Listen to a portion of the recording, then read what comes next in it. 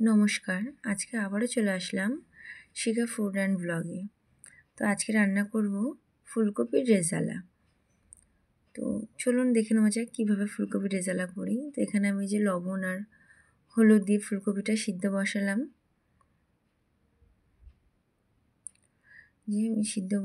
আর এখানে 6 রকম মশলা আছে। এখানে চারমগজ, সাদা তিল, পোস্ত, গোলমরিচ, জিরে আর ধনে গুঁড়ো, এগুলো সব আমি ব্লেন্ডারে দেবো। আর ওর মধ্যে আমি একটু আদা দিয়ে দেবো। ওই যে আদা দিয়ে দিয়েছি, এটা পেস্ট করে নেবো। আমি যে পেস্ট করে নিয়েছি, বাটিতে নামিয়ে নিয়েছি। এবার এতে কড়া বসিয়ে গোটা গরম মশলা ফোড়ন দিয়েছি। এবারে এই যে ভাপিয়ে রেখেছিলাম ফুলকপিগুলো, ওগুলো ভেজে নেবো লাল লাল করে।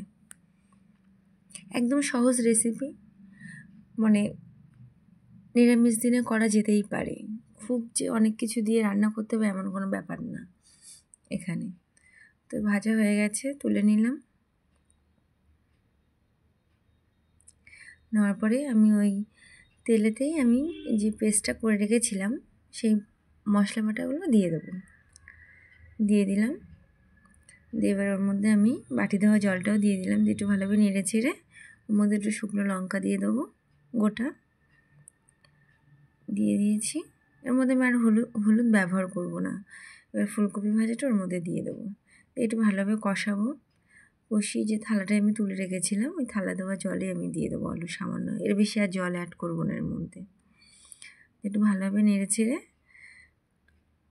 এটা আমি একটু ঢাকনা চাপা দিতে হবে, একটু চাপা দিয়ে দিলাম। তুলে নিয়েছি, তুলে নেওয়ার পরে একটু ধনেপাতা কুচি দিয়ে দেবো। তা আমার ভিডিও যদি ভালো লাগে তা প্লিজ সাবস্ক্রাইব করে রাখবেন আর পাশে থাকা বেল আইকনটা প্রেস করে রাখবেন। দেখুন দেখতে কতটা সুন্দর হচ্ছে, কতটা লোভনীয় হচ্ছে। রুটি, পোলাও, সাদা ভাত সব কিছুর সাথে খেতে অসাধারণ লাগে গাইস। তো ভালো লাগলে প্লিজ সাবস্ক্রাইব করে রাখবেন। টাটা।